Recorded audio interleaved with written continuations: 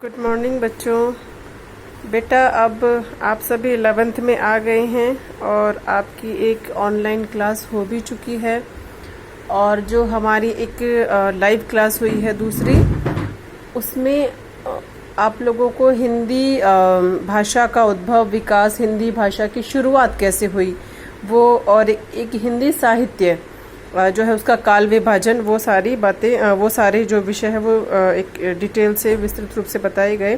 बेटा अब तक 10th तक आप लोगों ने जो हिंदी है वो साधारण हिंदी के रूप में पढ़ी, सामान्य जानकारी रही। अब हम 11th से हिंदी भाषा को जो है विस्तृत रूप से डीपली पढ़ रहे हैं, तो हमें इसकी जो है जो महत्वपूर्ण घटनाएं हैं काल के अनुसार भी, कवि के अनुसार भी, तो वो पढ़ेंगे। तो हमें एक तरह से हिंदी साहित्य का परिचय होना चाहिए, हिंदी साहित्य से, कि हिंदी पहले तो भाषा ही कैसे विकसित हुई, शुरुआत कैसे हुई, कैसे विकसित होते हुए आज हमारे सामने खड़ी बोली के रूप में है, अन्य भाषाओं बोलियों के रूप में है, और साथ में जो हिंदी साहित्य है उसका उद्भव कैसे हुआ, कैसे उसका विकास हुआ, और आज जो हम कविता, कहानी, नाटक विभिन्न रूप में हिंदी पढ़ते हैं वो कैसे हुआ। तो हमारा जो फर्स्ट टॉपिक है वो है हिंदी भाषा का उद्भव और विकास। हिंदी भाषा, हिंदी जो शब्द है हिंदी, वो बना है हिंद से, और हिंद शब्द बना सिंध से, जैसा कि लाइव क्लास में भी आपको बताया गया था। सिंध यानी सिंधु, जो फारस से भारत आने वाले जो व्यक्ति थे उस वक्त जो आते थे, तो वो सिंधु जो नदी है उसको पार रहने वाले लोगों को हिंद कहते थे। तो क्योंकि जो स है उसका उच्चारण फारसी में है होता है, तो वो सिंधु नदी के पार रहने वाले जो लोग वो हिंद कहलाए, और हिंद से ही हिंदू और हिंदी भाषा बनी। तो इसी तरह हिंदी जो है भाषा, उसका विकास, उसकी जो जननी कहा जाता है एक तरह से, हिंदी भाषा का शुरुआत कहाँ से हुई? संस्कृत से। संस्कृत को हिंदी की जननी कहा जाता है। तो उस संस्कृत के भी जो है दो रूप रहे, वैदिक और लौकिक संस्कृत। वैदिक जो जिसमें कि वेदों की रचना की गई, वेद हैं हमारे, और उसके अलावा वेदांत जो है हमारे, उन सभी की रचना वैदिक संस्कृत में हुई है। और इसका समय कब रहा, ये संस्कृत कब चली थी? 1500 ईस्वी पूर्व से 1000 ईस्वी तक, यानी ईसा के जन्म से करीब 1500 से लेकर 1000 ईस्वी पूर्व तक वैदिक संस्कृत प्रचलन में रही। मतलब जो भी लिखा बोला जाता रहा वो वैदिक संस्कृत में रहा। उसके बाद रही लौकिक संस्कृत। लौकिक संस्कृत जो कि जन सामान्य में, आम जनजीवन में बोलने में जो प्रचलित था संस्कृत का रूप, वो रहा लौकिक संस्कृत। और इसका समय रहा 1000 ईस्वी से 500 ईस्वी तक। तो ये वाल्मीकि है, व्यास है, कालिदास है, माघ है, जो इनकी जो रचनाएं हैं वो लौकिक संस्कृत में मिलती है हमें। कालिदास, तुम अभी संस्कृत पढ़ोगे तो कालिदास बड़े प्रसिद्ध कवि हैं संस्कृत भाषा के। इसके बाद संस्कृत से वैदिक और लौकिक रूप के बाद विकसित हुई पाली भाषा।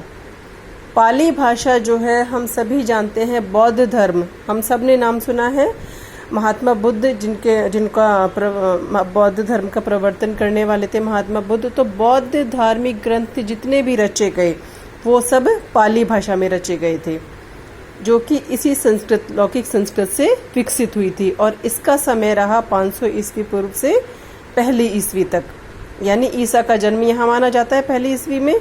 तो यहाँ तक जो है पाली भाषा प्रचलित रही, वो आम जनजीवन में प्रचलित रही, साथ में जो साहित्य में, जो किताबों में लिखी गई, रचनाओं में लिखा गया, खासकर बौद्ध धार्मिक ग्रंथों में पाली भाषा में लिखा गया। उस पाली भाषा से विकसित हुई प्राकृत। जो प्राकृत भाषा है उसका समय रहा पहली ईस्वी से 500 ईस्वी तक। और इस प्राकृत के भी दो रूप रहे फिर, अपभ्रंश और अवहट्ट। क्योंकि पहले जो कालखंड है उसमें अपभ्रंश विकसित हुई, और अपभ्रंश के बाद वाले समय में अवहट्ट विकसित हुई। अपभ्रंश का जो समय माना जाता है वो माना जाता है 500 ईस्वी से 1000 ईस्वी तक, और जो अवहट्ट का समय माना जाता है वो 900 ईस्वी से 1000 ईस्वी तक, करीब 100 वर्ष तक, मतलब कम प्रचलन में रही थी ये अवहट्ट। जो अपभ्रंश है, इसी से धीरे धीरे हिंदी भाषा का, हमारी हिंदी भाषा का विकास हुआ। और शुरुआत में जो हिंदी भाषा है उसके दो रूप प्रचलित थे, पूर्वी हिंदी और पश्चिमी हिंदी। लेकिन धीरे धीरे समय के साथ हिंदी भाषा में सुधार आता गया। विभिन्न जो कवि हैं, लेखक हैं, उन्होंने हिंदी भाषा में साहित्य रचा, कविताएं लिखी, ग्रंथ लिखे और उससे धीरे धीरे हिंदी भाषा का विकास होते हुए वर्तमान में जो भारतीय हिंदी भाषा है, आधुनिक जो भारतीय भाषाएं हैं, उसके 5 रूप आप मानते हैं। तो उसमें सबसे पहला जो है वो है पश्चिमी हिंदी, जो भारत के पश्चिम में बोली जाती है, जिसमें कि खड़ी बोली, जिसमें जो हमारी किताबों में लिखी है, जिसे हम हिंदी कहते हैं, जो हम बोलते हैं शुद्ध हिंदी जिसे हम कहते हैं, वो खड़ी बोली। ब्रज भाषा जो ब्रज में बोली जाती है, जो कृष्ण, मथुरा, वृंदावन आदि जो क्षेत्र है कृष्ण से जुड़े हुए, वहाँ बोली जाती है ब्रज भाषा। हरियाणवी, बुंदेली और कन्नौजी पश्चिमी हिंदी में रहती है। पूर्वी हिंदी में अवधी, बघेली और छत्तीसगढ़ी आती है। राजस्थानी के भी 4 रूप हैं, चारों कोनों में अलग अलग तरीके से बोली जाती है। पहाड़ी, जो पहाड़ी क्षेत्र में, जो हमारा हिमाचल है और कश्मीर तक का जो क्षेत्र है, वहाँ पर बोली जाने वाली पहाड़ी, इसके भी 2 रूप हैं। और बिहारी, मैथिली, मगही और भोजपुरी। तो ये सब आधुनिक हिंदी भाषा है, ये सारी आधुनिक भारतीय भाषाएं, और इनका विकास हुआ है संस्कृत से। अब वो समय और काल के साथ परिवर्तित होते हुए आज हमारे सामने हैं।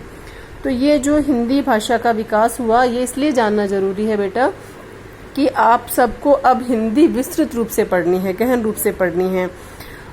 तो सबसे पहले तो हमें अपनी भाषा का ही पता होना चाहिए कि वो किस तरह विकसित होती हुई आज हमारे इस सामने इस रूप में है, तो कैसे उसका विकास होता हुआ आया है।